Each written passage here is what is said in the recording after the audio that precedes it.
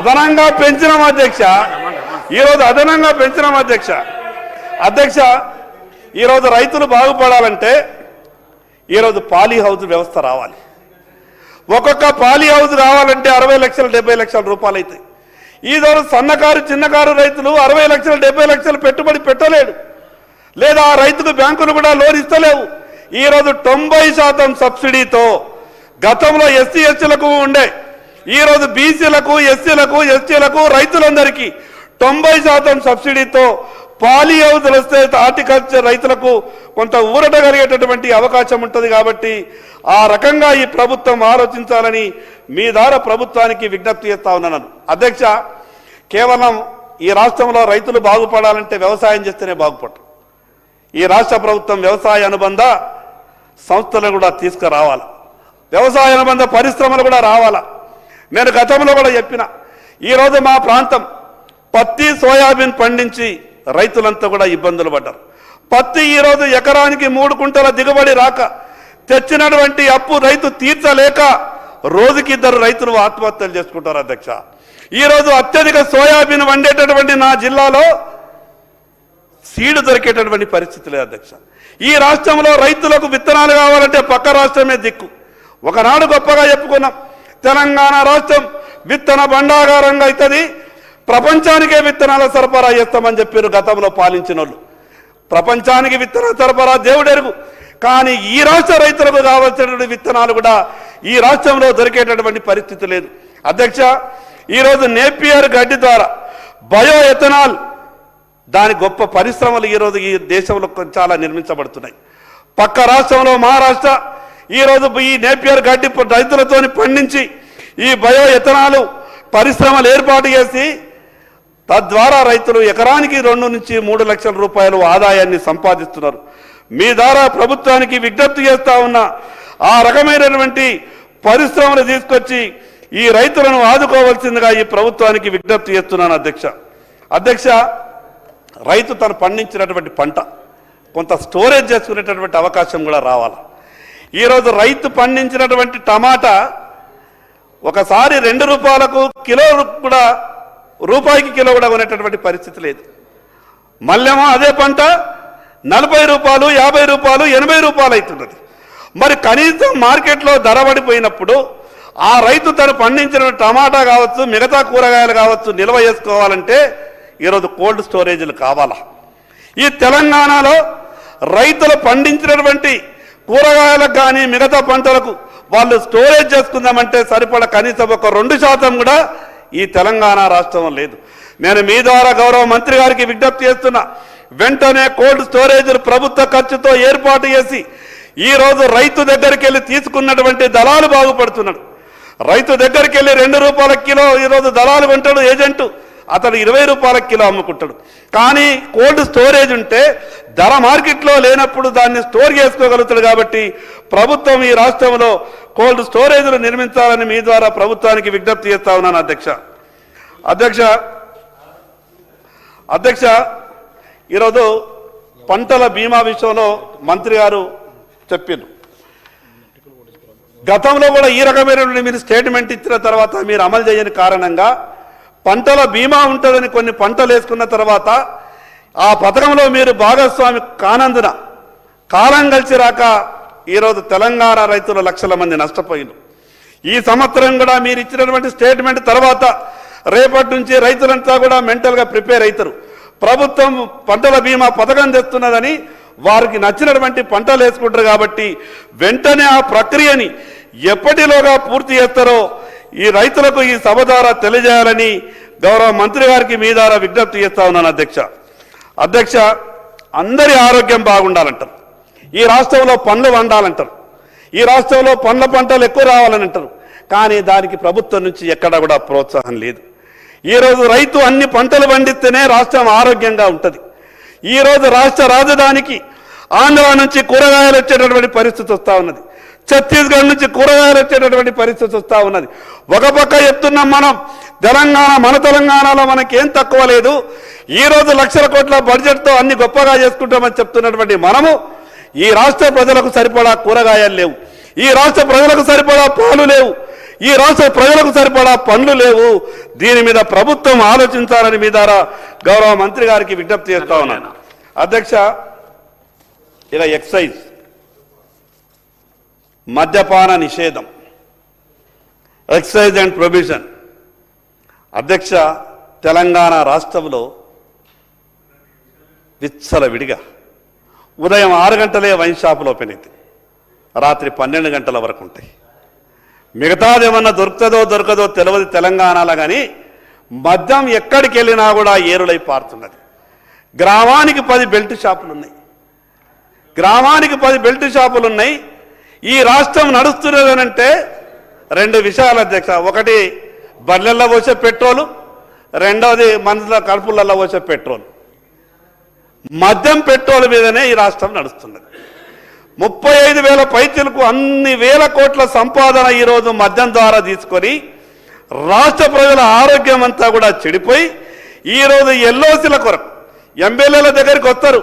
చాలామంది కాలేయాలు లివర్లన్నీ కూడా డ్యామేజ్ అయ్యి ప్రభుత్వం ఇచ్చేటటువంటి ఆరోగ్యశ్రీలో అక్కడ ట్రీట్మెంట్ దొరకని కారణంగా ఎమ్మెల్యేల దగ్గరికి ఎల్ఓసీలు కొరకు వచ్చినప్పుడు ఎమ్మెల్యేలకు అందరికీ కూడా బాధ తెలుస్తుంది. అధ్యక్ష, దాని మీద ప్రభుత్వం కొంత ఆలోచించాలి. ఈరోజు విచ్చలవిడిగా దొరుకుతున్నటువంటి ఈ మద్యాన్ని కొంత అరికట్టేటటువంటి ప్రయత్నం చేయాలి. ఈరోజు 6 గంటలకి ఆ వైన్ షాపులు ఎట్లా తెరుస్తాయి, రాత్రి 12 గంటలకు ఆ వైన్ షాపులు ఎట్లుంటాయి? ఈరోజు గ్రామానికి 10 బెల్ట్ షాపులు ప్రభుత్వ అనుమతి కాగితం మీదనే లేదు అధ్యక్ష. ఈరోజు ప్రభుత్వ అనుమతితోనే ఈరోజు గ్రామాలలో బెల్ట్ షాపులు నడుస్తున్నాయి. మద్యపాన నిషేధం విధిస్తామన్నారు. మద్యపాన నిషేధం ఎప్పుడు విధిస్తారో అది దేవుడికి ఎరుగు. అధ్యక్ష, ఈరోజు గుజరాత్ రాష్ట్రాన్ని మన గురించి కొత్త చర్చ చేసుకోవాలి. ఈరోజు సంపూర్ణ మద్యపానం నిషేధం విధించి ఆ రాష్ట్రం ఈరోజు ఎంత ఆర్థికంగా బాగుపడ్డ అధ్యక్ష. ఒకసారి మీరు లెక్క చేయండి, మీరు ఒక చర్చ చేయండి, నెగిటివ్ ఆలోచించకండి. ఏ రకంగా అక్కడ మద్యపాన నిషేధం అమలు చేసిండ్రు, ఏ రకంగా రాష్ట్ర ఆర్థిక పరిస్థితి బాగున్నదో ఒకసారి మనం చర్చ చేసుకోవాల్సినటువంటి అవసరం ఉంది. ఈ విచ్చలవిడి మద్యం ద్వారా ప్రజల జీవితాలతో మనం ఆడుకొని ప్రజల ఆరోగ్యాలు చెడగొట్టి ఈరోజు పోని ప్రజల ఆరోగ్యం చెడిపోయిన తర్వాత ఆరోగ్యశ్రీ ట్రీట్మెంట్ దొరుకుతుందంటే అది కూడా లేదు అధ్యక్ష. ఆరోగ్యశ్రీకి పోతే అధ్యక్ష, ఆరోగ్యశ్రీ కార్డు పట్టుకొని పోతే ఆసుపత్రి బయటనే ఉంచుతున్నారు. ఎందుకు ఉంచుతున్నారు వాళ్ళంటే మాకు బిల్లులు వస్తలేమంటారు. ఎందుకు ఇస్తలేరంటే వీళ్ళు ఏమంటారు, ఇప్పటి కావు గతంలో టీఆర్ఎస్ వాళ్ళు పెట్టిన పెండింగు, మా దగ్గర ఏం పెండింగ్ లేదని వీళ్ళంటారు.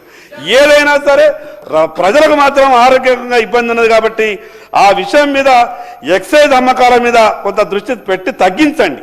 ఎక్సైజ్ తగ్గించండి, ఈ అమ్మకాలు తగ్గించే ప్రయత్నం చేయండి. గ్రామాలలో పూర్తిగా బెల్ట్ షాపుల్ని మీరు అరికట్టేటటువంటి ప్రయత్నం చేయండి. అప్పుడే ఈ ప్రజలకి ఏమన్నా మంచి జరిగేటటువంటి అవకాశం ఉంటుంది అధ్యక్ష. అధ్యక్ష అన్నా అధ్యక్ష అధ్యక్ష ఈ రాష్ట్రంలో 2 విషయాలు మర్చిపోయిన వ్యవసాయానికి సంబంధించినటువంటి సేంద్రియ వ్యవసాయం కావాలని చెప్తున్నారు. పశు సంపద ఈ రాష్ట్రంలో పూర్తిగా పడిపోయింది అధ్యక్ష. లెక్కల ప్రకారం పశు సంపద పూర్తిగా పడిపోతున్నది. కేంద్ర ప్రభుత్వం నేషనల్ లైవ్ స్టాక్ మిషన్ అనే ప్రోగ్రాం పెట్టింది అధ్యక్ష. గతంలో ఈ రాష్ట్రానికి ఒక 10,000 కోట్ల రూపాయలు సాయం చేస్తామని కేంద్ర ప్రభుత్వం ప్రకటించింది. గతంలో ఉన్నటువంటి ప్రభుత్వం ఆ పథకాన్ని వాడుకోలేదు అధ్యక్ష.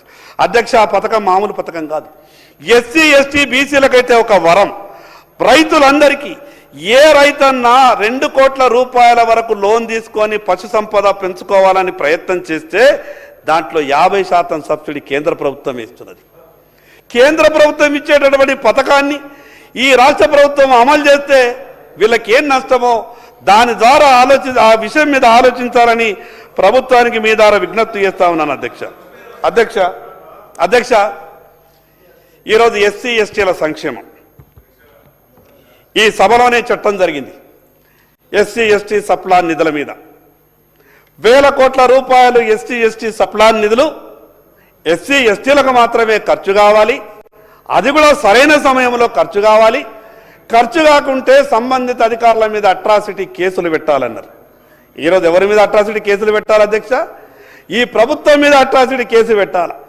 ఎస్సీ ఎస్టీ నిధులు ఖర్చు చేయనందున, ఎస్టీ ఎస్టీ నిధులు పక్కదారి మళ్లిస్తున్నందున ఈ ప్రభుత్వం మీద అట్రాసిటీ కేసు పెట్టాల్సి వస్తుంది. అధ్యక్ష, ఈరోజు ఎస్సీ కార్పొరేషన్ ఆంధ్రప్రదేశ్ రాష్ట్రం ఉన్నప్పుడు ఎస్సీ కార్పొరేషన్లు జిల్లా కేంద్రాలలో కలకలలాడుతుండే, నిధులుంటుండే. అధ్యక్ష, నిరుద్యోగ యువతి యువకులు ఏదైనా లోన్ కొరకు ఒక దరఖాస్తు పెట్టుకుంటే 1,00,000, 2,00,000, 5 లక్షల వరకు ఏదైనా లోన్లు దొరికేటటువంటి సబ్సిడీ ద్వారా అవకాశం ఉంటుండే. ఏమైందో తెలియదు. తెలంగాణ రాష్ట్రం వచ్చిన తర్వాత ఎస్సీ కార్పొరేషన్లు మూతపడ్డాయి. ₹1 కూడా సాయం దొరుకుతలేదు. నిరుద్యోగ యువతి యువకులు దిక్కుతోచని పరిస్థితుల్లో ఉన్నారు. ఎస్సీ ఎస్టీలకు సంబంధించిన విషయం మీద ప్రభుత్వం ప్రత్యేకమైనటువంటి దృష్టి సారించాలి. అధ్యక్ష, ఎస్టీలకు సంబంధించినటువంటి గిరి వికాసం అనే స్కీమ్ పెట్టిండ్రు. దాని తర్వాత మళ్ళీ ఉత్త గిరి వికాసం అంటే కుదరది, టీఆర్ఎస్ హయాంలో దాన్ని సీఎం గిరి వికాసం అని చేసిండ్రు. మా గిరిజన సోదరులంతా ఏమనుకున్నారంటే ముందు ఉత్త గిరి వికాసం ఉండే, దాన్ని సీఎం గిరి వికాసం చేసిండ్రు. అది 2 లక్షలది 4 లక్షలది అవుతుందేమో అని ఆశపడ్డారు. అధ్యక్ష, పేరు మారింది తప్పితే గిరి వికాసం సీఎం గిరి వికాసం అయింది తప్పితే 9 ఏళ్ల కింద బోర్లు వేసిండ్రు. దానికి ఇస్తానన్నటువంటి కరెంట్ ఇస్తలేరు, ఇస్తానన్నటువంటి మోటార్ ఇస్తలేదు. ఆ రకంగా రైతుల్ని ఇబ్బంది పెడతా ఉన్నారు. కాబట్టి ఆ గిరి వికాసం పథకాన్ని వెంటనే దానికి నిధులు విడుదల చేయాలని సంబంధిత మంత్రి గారికి నేను విజ్ఞప్తి చేస్తా ఉన్నాను. అధ్యక్ష,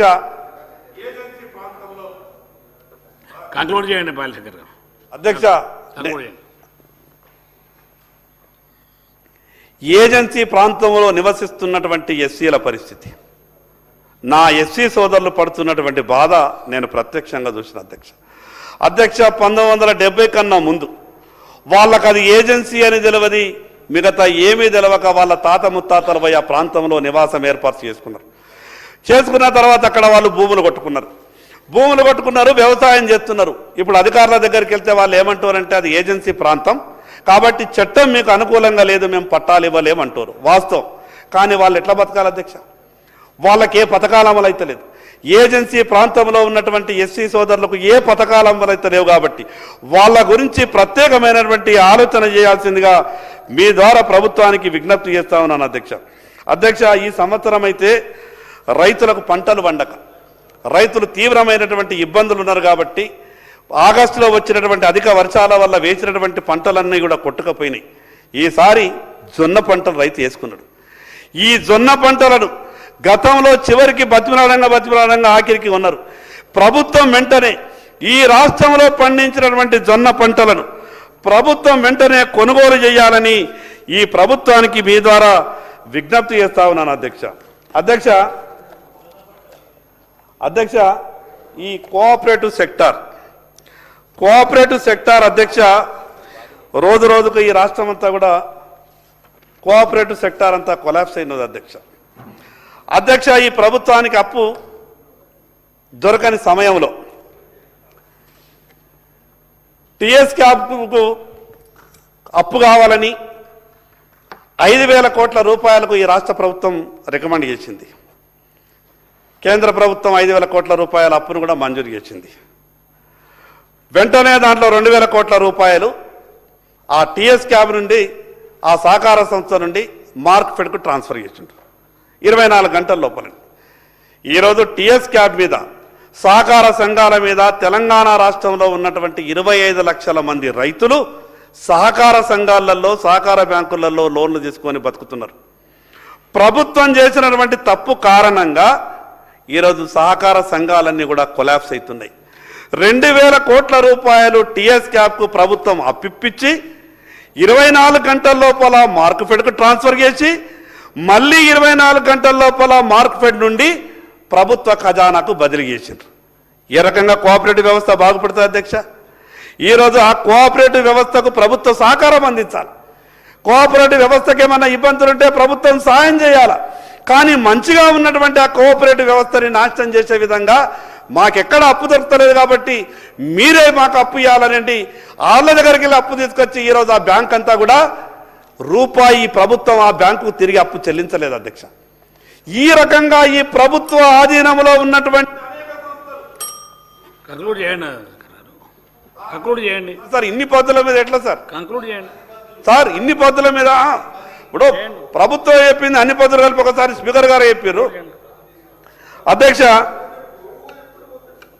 అధ్యక్ష, సహకారం అందించాల్సినటువంటి ప్రభుత్వం ఈరోజు సహకార సంస్థల్ని పూర్తిగా నిర్వీర్యం చేసినట్టున్నది.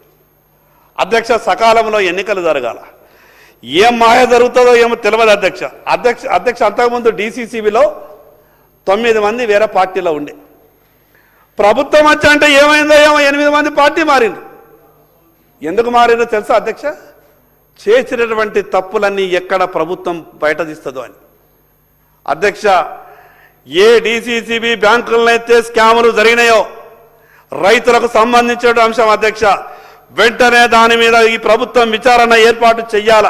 అదేవిధంగా ప్రభుత్వం తీసుకున్నటువంటి అప్పు ఈ కోఆపరేటివ్ బ్యాంకులకు వెంటనే చెల్లించాలని మీ ద్వారా ప్రభుత్వానికి విజ్ఞప్తి చేస్తా ఉన్నాను అధ్యక్ష.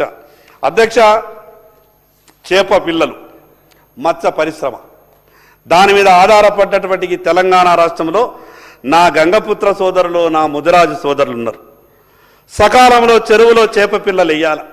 ప్రభుత్వ సాయం అంటే అధ్యక్ష, దెబ్బ కలిగినప్పుడు ఏదన్నా మందేస్తేనే అదేమన్నా కొంత నొప్పి తక్కువ అవుతుంది. కానీ 6 నెలల తర్వాత మేము కుట్లేస్తామంటే అప్పటి వరకు ఆ మనిషి చనిపోతాడు అధ్యక్ష. చేప పిల్లలు ఎప్పుడు ఇచ్చిపెట్టాలి?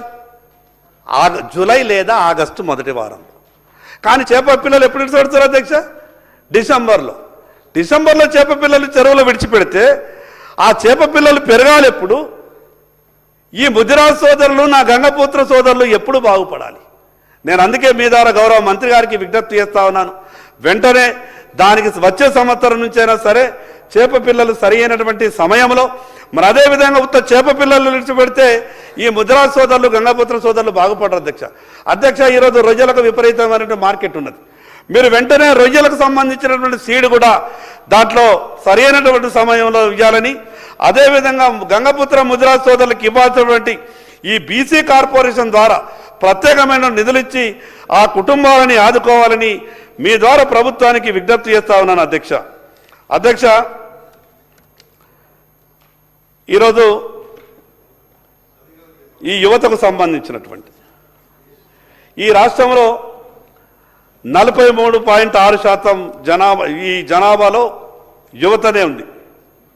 కానీ ఈ యువతకు సంబంధించినటువంటి విషయంలో ప్రభుత్వం ప్రత్యేకంగా ఎక్కడ కూడా ఆలోచిస్తలేదు అధ్యక్ష. ఈరోజు యువత తెలంగాణ రాష్ట్రం వచ్చిన తర్వాత మాకేదో గొప్పగా బాగు జరుగుతుంది, మా జీవితాలన్నీ కూడా బాగవుతాయని ఆశలతోని ఉద్యమంలో పాల్గొనడమే కాదు అధ్యక్ష, ప్రాణత్యాగాలు చేశారు. కానీ ప్రాణత్యాగాలు చేసినటువంటి ఆ యొక్క యువతకు ప్రభుత్వాలు ఇచ్చేటటువంటి చేయూత ఎక్కడా లేదు అధ్యక్ష. ఆ యువత గురించి ప్రభుత్వం ప్రత్యేకంగా ఆలోచించాలి. కేవలం ఎన్నికల మట్టుకే స్కీములు తెచ్చి ఎన్నికలప్పుడు మాత్రమే మేము స్లోగన్లు ఇస్తామనంటే ఆ యువతని మీరు విడిచిపెడితే ఆ యువత మిమ్మల్ని విడిచిపెట్టడానికి సిద్ధంగా ఉన్నారు. ఇప్పటికే ఒక నిర్ణయానికి వచ్చారు. కాబట్టి ఆ పరిస్థితి నేను ప్రభుత్వానికి మీ ద్వారా ఒక విజ్ఞప్తి చేస్తా ఉన్నాను అధ్యక్ష. ఈరోజు ఈ ప్రభుత్వం ఏ రకంగా ఆలోచిస్తున్న ప్రభుత్వం అనుకోవచ్చు, ఏమని వీళ్ళు ఏం మాట్లాడితే ఏం పోతుంది, సర్పంచ్ ఎన్నికల్లో మేము గెలిచినాం, మున్సిపాలిటీ ఎన్నికల్లో మేము గెలిచినాం, ప్రజలంతా మా దిక్కున్నారు, మేము గొప్పగా పథకాలు అమలు చేస్తున్నామని చెప్పుకోవచ్చు అధ్యక్ష. మీ తీరే భ్రమలలో ఉండే వీళ్ళు కూడా మామూలు భ్రమలలో లేకుండే వీళ్ళు కూడా ఏ రకంగా ఉన్నారంటే ఏ ఎన్నిక పెట్టినా కూడా గతంలో బీఆర్ఎస్ పార్టీకి ఎక్కడ పెట్టినా కూడా 90-95% ఆ ఫలితాలను చూసి వాళ్ళు ఏమనుకున్నారంటే మీరెట్లనైతే ఒక అపోహలో ఉన్నారో వాళ్ళు కూడా ఆ రకంగానే ఉండే అధ్యక్ష. అధికారం ఉన్నప్పుడు జరిగినటువంటి ఎన్నికలని మీరు బెంచ్ మార్క్గా తీసుకుంటే టిఆర్ఎస్ పార్టీకి ఏ రకమైనటువంటి ఫలితాలు వచ్చినాయో మీకు కూడా ఆ రకమైన చాలాసేపు టైం ఉంది. కంక్లూడ్ చేయండి శంకర్ గారు. చేస్తున్నా సార్, కంక్లూడ్ చేయండి. చేస్తున్నా అధ్యక్ష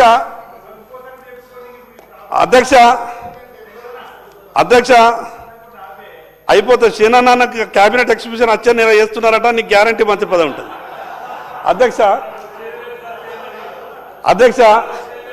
ఎంత గొప్పగా టిఆర్ఎస్ కాంగ్రెస్ పార్టీ కూడా ఎంత గొప్పగా వాళ్ళు మాట్లాడుకుంటే నాకు వినాలనిపిస్తుంది అధ్యక్ష.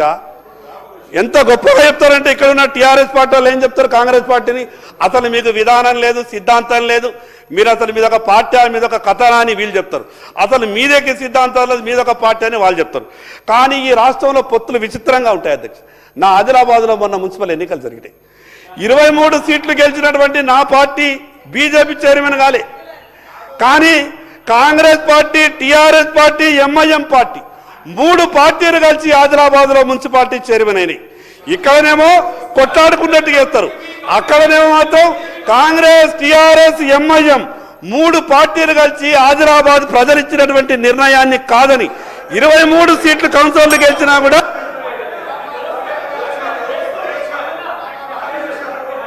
అధ్యక్ష ఒక చిన్న మాట. అధ్యక్ష